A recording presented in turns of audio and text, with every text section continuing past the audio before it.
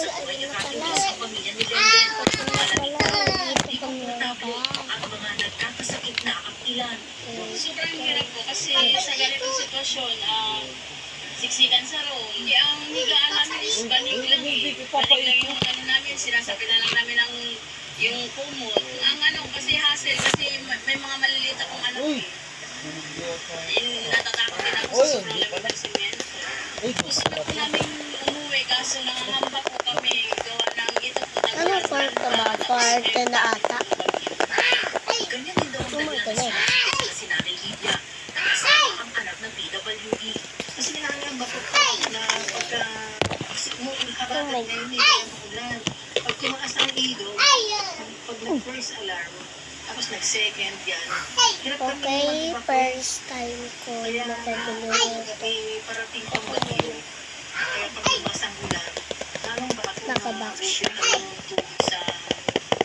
Hindi siya Dalawa lang cellphone. kami sa bahay. Tapos itong anak ko, mental patient to eh. Matandaan mo po, 70 na ano. Tapos nahihilo rin ako. Nahihina na. Ang hirap kumilos.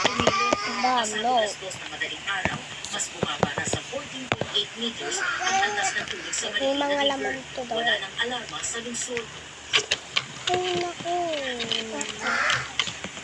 Ilos na lang, nadaanan itong kalsada dahil may mga pupuntahan din naman talaga sila, no? Mamaya na natin Whether dito bubuksan kayo, to. hanggang makulimlim, yung ulan, panakanaka o pabalik-balik. Pero kung para kanina at saka lalo na katabi, no? Ay, ganun kalakas. May mga rin Kapag ano. Tapos sobrang lakas naman. Mantisip. Ikas mula dito sa kaitasan nila. May mga ano daw dito, Barbie. Tapos ano, meron rin siya mga daw. Tapos cars.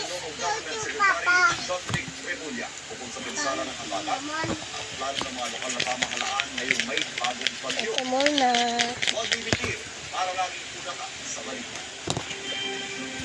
Huwag yun doon kaya ate, sa loob ko doon. Dito ka lang sa Kulambo. Say hello, Ulan pa rin Kitty. pa. So, dito ka lang. First time lang natin makakita ng Hello Kitty.